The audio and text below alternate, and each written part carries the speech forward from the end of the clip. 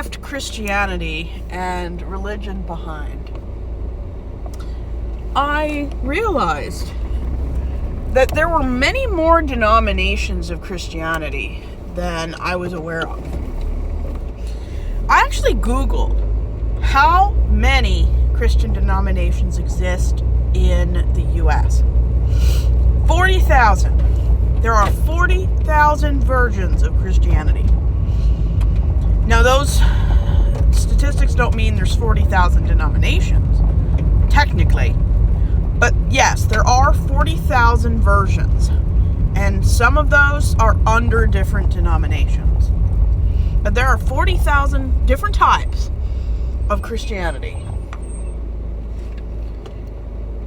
And each denomination believes that their version of Christianity is the only valid or closest form of Christianity. Isn't it funny how all religious people believe that their version of the world, their view of how the world began, is the only legitimate way to look at things? You ever notice that?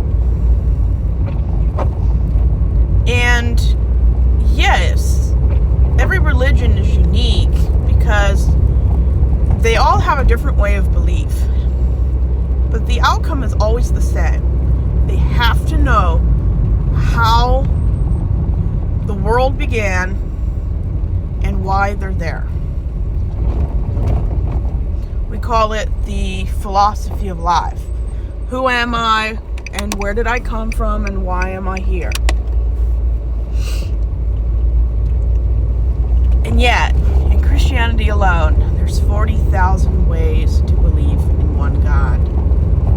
If you want to be taken seriously, don't have 40,000 versions of the same thing. I mean, they all believe that their version, their denomination, their subgenre is the most legitimate way of seeing God. Think about that.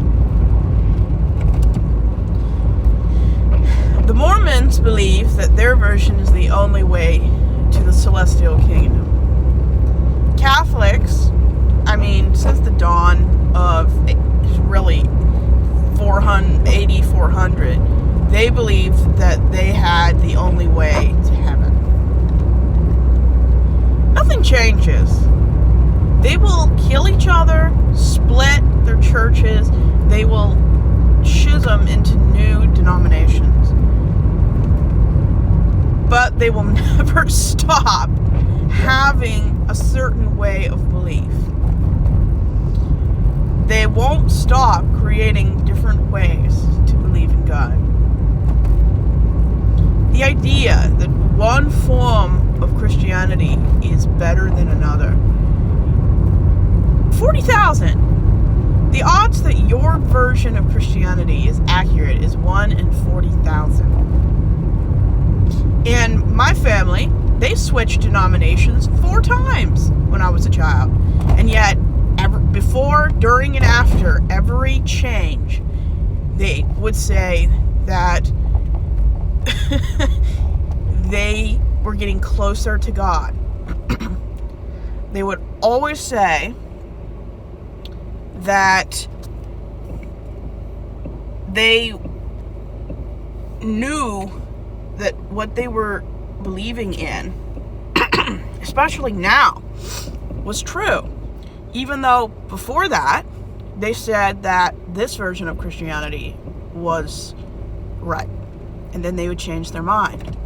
If you want to be taken seriously, don't ever say that this is the closest version of Christianity to the Bible, and then change your mind 4 times. That will make people take you seriously. It won't. And the sad part about different denominations is that there isn't a right or wrong answer. Every denomination has its own history, its own traditions, its own expectations. But, at the end of the day, every denomination is different because somebody couldn't get along with another group.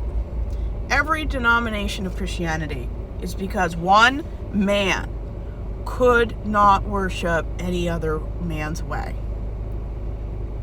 Why were all denominations of Christianity persecuted? Why did they have such a troubling history? Because new denominations and sub-denominations were created because one guy of privilege didn't want to worship another man's way of worship. So they created their own church, their own denomination.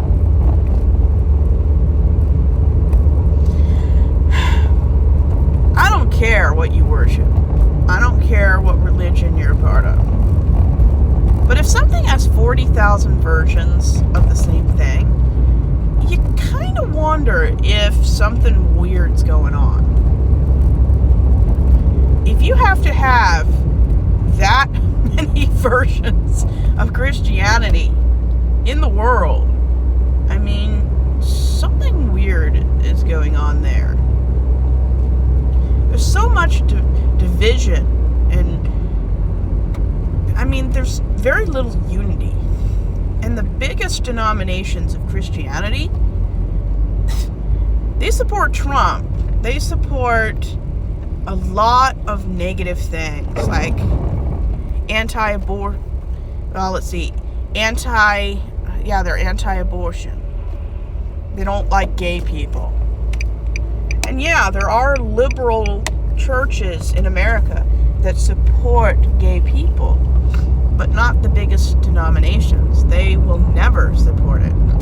Not unless they're on the verge of extinction, and that is their get out of jail Hail Mary card. They will not ever accept that gay people are normal human beings who deserve rights, privileges, respect. They never will come around. They get more power and prestige by denying these people rights than they do giving it to them. So there are 40,000 denominations because white privileged men cannot make up their mind what is good and what is not. And sure, there are denominations that are not biblically accurate. But come on. Grown men are living their life after a book that's older than any civilization that still exists. You're going to live your life on a book that is so old. If anyone did a lot of the stuff in the Bible that is recorded, you would probably get cited for human rights violation. Anyone who thinks that they have a right to take someone else's land and the way ancient Jewish people treated women, you do that now, you get called a certain word. And it's not okay. It's never been okay. But there are so many denominations because white privileged men can't worship another man's way. They have to have their own. And when that's not enough, they create another denomination.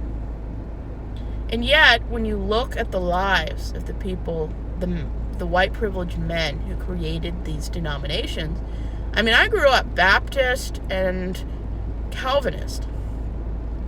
Imagine learning that John Calvin burned people at the stake. Because believing in God isn't good enough. You have to believe in 1 out of 40,000 versions of the same God. When religion divides people, it doesn't unite them. It causes families to implode, to break up, it causes social run like MAGA. You wonder if we're just better off without something that has 40,000 variations. I get tired just thinking about the different denominations of Christianity. And they all don't fix the problem.